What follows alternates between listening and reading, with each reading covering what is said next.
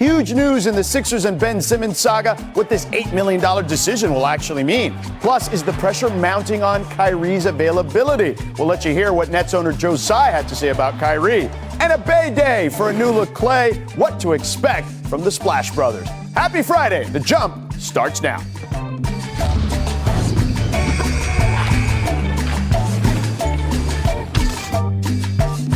All right, welcome into The Jump alongside the host of the Hoop Collective podcast, Brian Windhorst, host of the Low Post podcast, Zach Lowe, and the Cap Father himself, Bobby Marks. I'm George Sedano again. Breaking news, though, to begin the show. The Ben Simmons saga continues. The 76ers will not pay Simmons the $8.25 million owed to him today. This was the second payment of this season's $33 million rookie max extension. So, Wendy, in this situation, with it all playing out around this payment to Ben, what are you hearing? What is going on? Why did this happen? Yeah, so Ben Simmons and his representatives were prepared for this news today. They told 76ers owner Josh Harris and team president Daryl Morey during a meeting back in August that if they decided not to pay him, that it would not change his thinking and it would not affect his decision to want to be traded and not report to training camp and play with the team. They have gone forward and decided not to pay him, which is a conundrum because we've never seen this in the NBA before. This is an unusual contract structure. Typically, NBA players wouldn't start receiving payments on their new contracts for the next season until November 15th. This was an advance payment. So really what the 76ers are saying here is we're not going to pay you for your salary through midway part of the season. And so it is definitely a throwing down of the gauntlet. And if this wasn't already a war, this is a declaration of war that probably pretty much closes the door tight on Ben Simmons having any interest in bridging this gap in reporting. Bobby, how do you weigh in on this?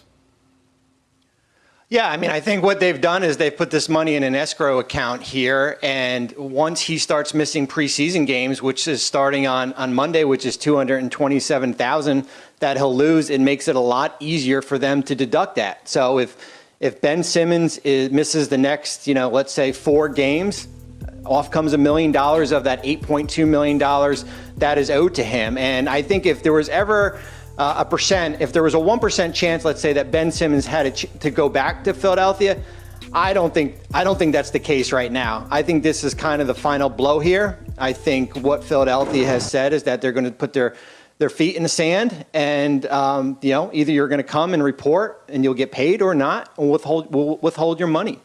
Zach, how do you feel about this situation? Yeah, I think today is like Brian said, both a declaration of war and totally expected by both sides and by the players union, which is being looped in on all of this because this is an unprecedented situation. I think along with withholding the money, the Sixers are going to send Ben Simmons representatives and Ben Simmons himself a message.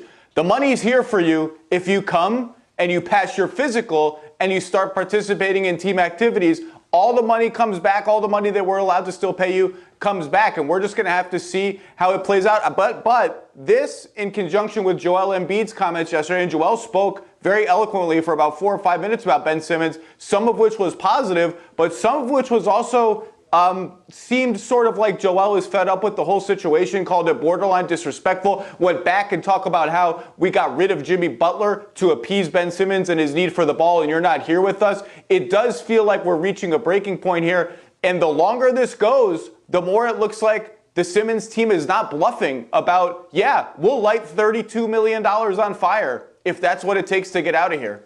Brian, let me ask you real quick. Does this expedite the process of a potential trade? Well, that's really the situation that is an unknown. Only the 76ers know what offers that they are holding. And I know that there hasn't been a lot of movement publicly, but I was just talking to some teams in the last few days that say there's still dialogue going on. But what I do think that this does is it is going to be another talking point. The next time the Sixers face the media, the next time Doc Rivers faces the media, he's going to get asked about it. We just had a 24-hour news cycle about what Joel Embiid said. Now we're going to to have a 24 to 48 hour news cycle about this non-payment. And every single day that the 76ers camp is disrupted, it again increases the pressure on them to do something about it. Now, ultimately, the results of the games are going to speak loudest, but this is being a very disruptive thing. Here we are a week into training camp, and we have got daily reports on movements in this. This is just not a way to run a team, and it is not a way to be a healthy organization, and that's the situation that they're in. All right, now on ESPN.com, Bobby, you broke down all of the teams in the league's chances of making a deal with the Sixers for Ben Simmons. You broke it down into 5 tiers. Here's a look at the teams most likely to be in the hunt: the Trailblazers, the Cavs, the Pacers, the T-Wolves, the Spurs, and the Raptors. Bobby, which of these potential deals makes the most sense for both teams here? Well, I think when you look at teams like Portland, certainly with CJ McCollum, I think with San Antonio, with players like Derek White and Dejounte Murray, I think those are the 2 teams that probably makes the most sense. But the one thing to keep in mind is that we're 1 week into training camp. Everybody loves their roster right now, right? Nobody is going to make a deal and shake up their roster until maybe we get into that early part of November and a team thinks they're a Ben Simmons player away. They're struggling at that point. It's hard to make these type of deals in training camp, but when you take the 29 teams and you put them into 5 different categories, really there's only 5 or 6 teams that have the right pieces to make a Simmons type deal. Zach, who do you look at on that list and say, this is a team I think makes sense? Well, what I look on that list is when you flash the Portland screen up, the 3 words that are most interesting to Philadelphia were off the table in front of Damian Lillard, because they would like Damian Lillard to be very much standing on the table waiting to be acquired. I do think Portland makes the most sense in a straight Ben Simmons, CJ McCollum swap. The problem is I think both GMs involved, Daryl Morey and Neil Olshey, would say, hey, we're trading the better player. You got to throw something in to make us do it. And that's a stalemate that I don't think is going anywhere anytime soon. I think a wild card in there, Bobby mentioned San Antonio, that's one. Another team that I'm looking at, particularly if they got off to a slow start, a team that's got a lot of overlapping personnel, underachieved last year, made a huge coaching change, and that's Indiana. And they've got a lot of interesting players that could fit with Joel Embiid. The problem is they only have one guy who's an all-star, and that's Domantas Sabonis, and he was kind of the last all-star that made it in.